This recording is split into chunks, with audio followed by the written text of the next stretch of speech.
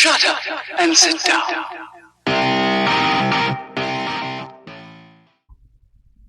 How do, and welcome to Wacky Wednesday. Today's subject is a polite way of putting it. Today's subject is a guy who believes every conspiracy theory going. He's pretty much, a flat earther, anti-vaxxer, Twin Towers conspiracy nutjob. And he is called Nathan Thompson. Now, when Nathan Thompson isn't screaming things like, "We're not living on a spinning ball! Large bodies of water do not curve!"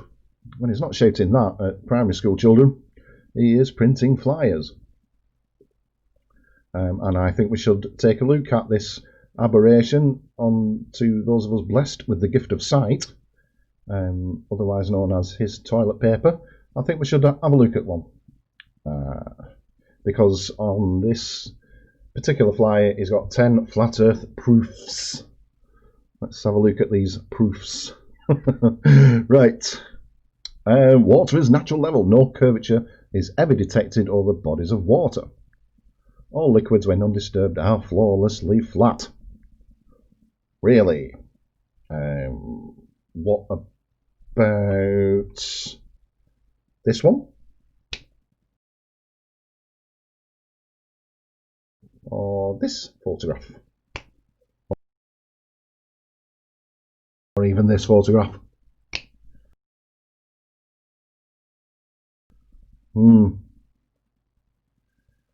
Have a look at that and tell me they don't curve.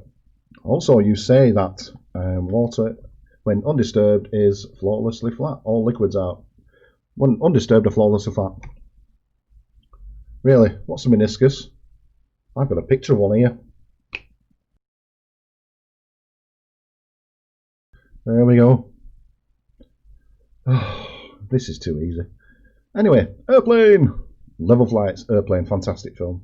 Leslie Nielsen, brilliant. Absolute funniest film ever.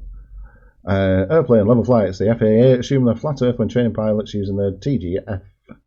An airplane travelling at 500 mph would have to compensate for a drop of 2,777 feet every minute to maintain cruising altitude and not fly off into space.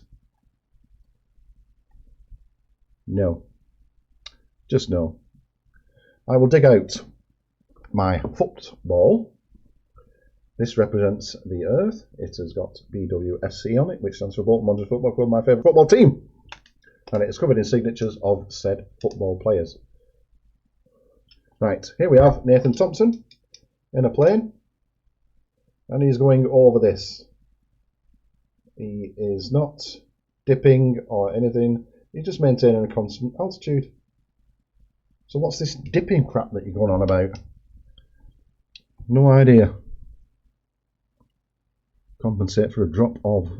no, they don't compensate for anything. They just remain at a constant altitude. I'm just showing you that. It doesn't, Crazy man. Right. What's number 3? Ah, yeah. Every scientific experiment has proven the Earth is completely stationary. Really. The Sun, Moon and stars move around the polar centre above us. Research North Star, Michelson, Morley, Sagnac, and Aries failure. Well, I did research the North Star. It's about between 320 and 340 million light years away or something, or million miles, or whatever. I'm pretty sure it's light years, yeah. Between that. It's an orbit of 30 years, and it's in a constellation called Ursa Minor. Not quite sure how that proves the Earth is flat. Let's have another look. Michelson, Morley, Sagnac, and Aries failure. Yes. All 3 didn't prove that the Earth was stationary. All 3 proved that there wasn't an ether. Now, to anybody who isn't a flat earther, an ether is a mythical substance invented by flat earthers because they think it proves the Earth is flat.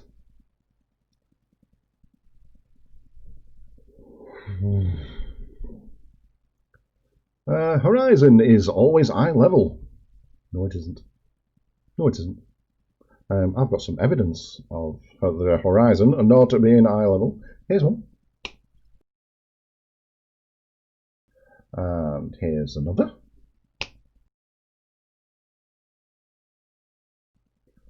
And one more for good luck. There you go.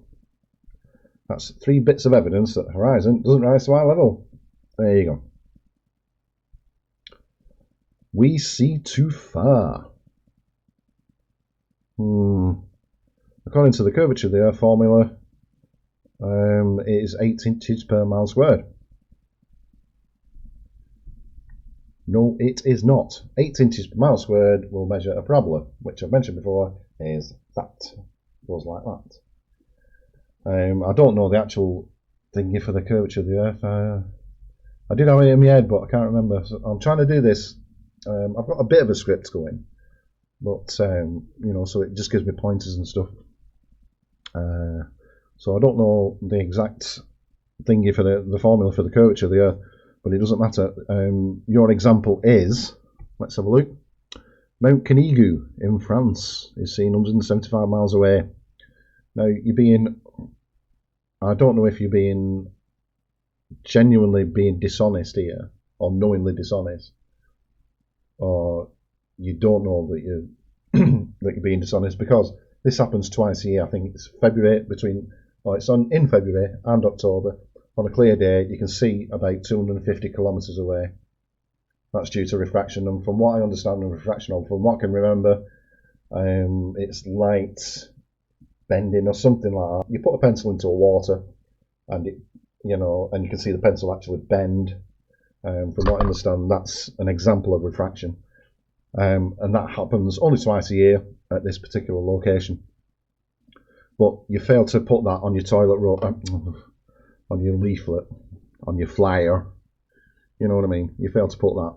So I think I think you're being I think you know that you're being deceitful here. Anyway, let's go again. The dome is real. Oh, for the love of, the dome is real. Right, where are the photos of this mythical dome? I want to see a photo or a video. I want to see somebody crashing into the dome, because you'll have an impact. If somebody crashes into it, you will have an impact. Where does the dome start? Where does it end? Where does it come from? Have you got a sample of this dome? What is it made of? I can't see it. So come on. He mentions, what does he mention here now? You can't have a vacuum resting next to a pressurized atmosphere without a barrier. Now, I don't know too much about it, but I'm assuming it's right. But it doesn't matter anyway, because we don't have a pressurized system. We don't have a vacuum resting on anything.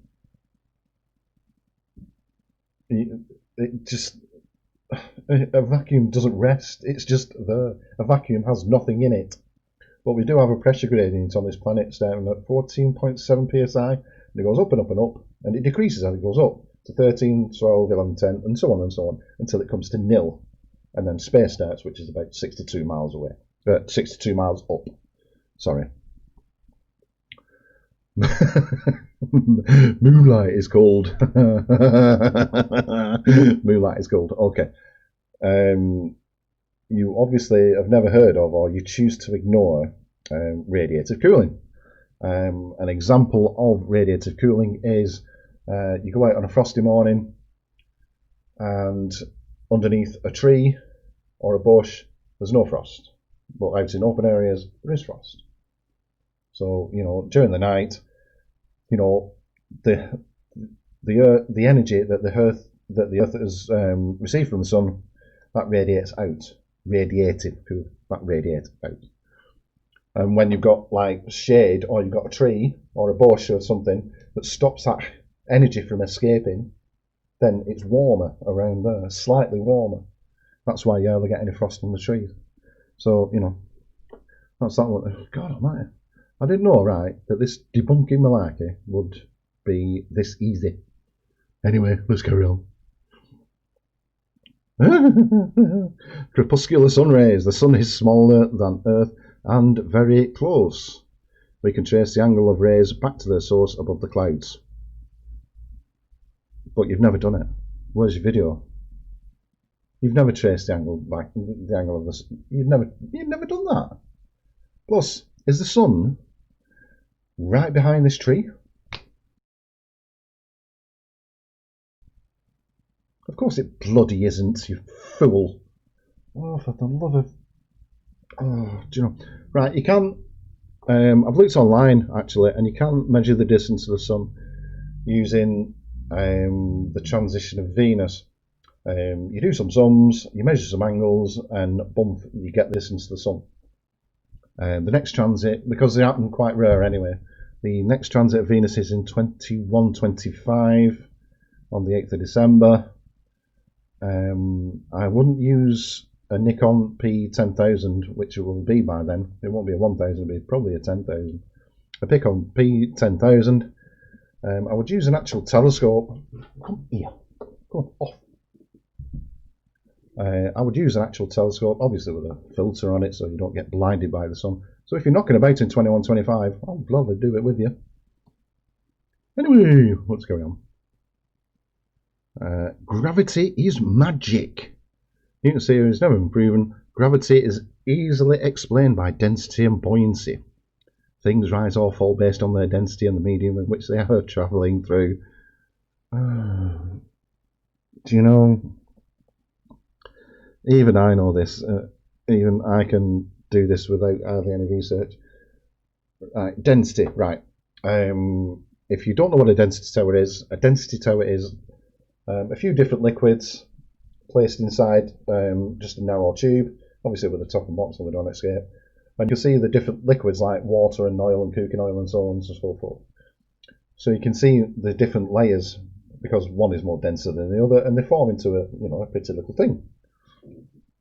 Now, some researchers have taken one of these density towers on a vomit comet. If you don't know what a vomit comet is, it's an aeroplane that just does a parabolic flight. It goes so high, drops down, and for between 10 and 30 seconds you're weightless.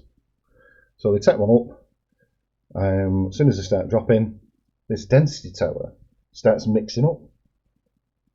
So when the density tower is at rest on the ground, it's almost as if there's a force acting on these liquids, keeping them where they should be, or where they are. I wonder what that force is. Gravity, you fucking retard! Gravity! Have you ever heard of fucking gravity? Gravity! Gravity! That's the one. And he also mentions buoyancy. I'm sorry to point this out to you, and I can't be the only one who points this out to you. You know buoyancy contains a little letter. I don't think it's shaped like a G. What does that thing stand for again? What does a G stand for? Gravity, you fucking retard! Gravity! Have you ever heard of fucking gravity? Gravity! Gravity! That's it. That's it. So the equation for buoyancy is FB. I've had to write this down because my memory is shocking. FB equals VS times D times G, where FB is the buoyancy force that is acting on the object, V is a submerged volume of the object, D is the density of the fluid of the object the object is submerged in, and G is the force of gravity. There you go. That's that one done. And the last one!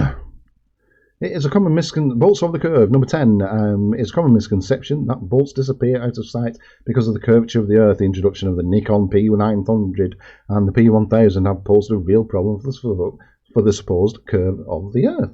Just zoom in. Oh, right. I don't have a Nikon P900 or a P1000, but I do have my trusty Earth. I do have Mr. Thompson. So, we'll do this then, shall we? Right, he's disappearing. Right, the football isn't moving. I'm going to try and get a thing in the middle there so I can prove it's not moving. Right, there we go. Right, keep an eye on this here, this badge. Alright, there's Nathan. He's on a boat, and he's going in, and he's going, and he's going, and he's going. And he disappears over the horizon. Now I'm going to zoom in, keep an eye on the badge. Right, zooming in, zooming in, zooming in, zooming in, zooming in. Where's Nathan? I'll bring him back over. Oh, sorry, I'll keep it level. Keep it back over, and there he is. I do have some examples of boats going over a curve. Here's one.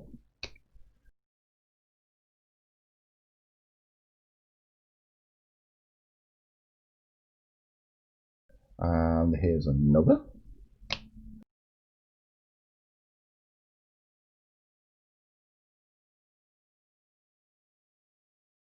And here's another.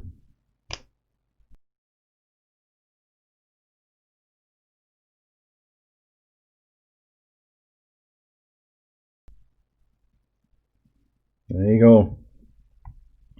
And, crikey. Are we done? That is all 10. Absolutely done. Because, you see, I've researched it. I know that's a naughty word for flat earthers, but I've done some research into it. Piece of cake.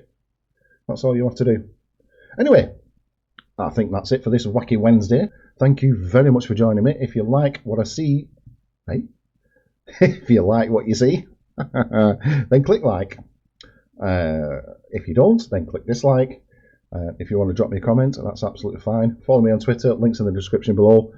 Do the other business, like, share, subscribe. Look out for more Wacky Wednesday. Links in the description, and at the end of this video, thank you very much for watching, and toodle pip.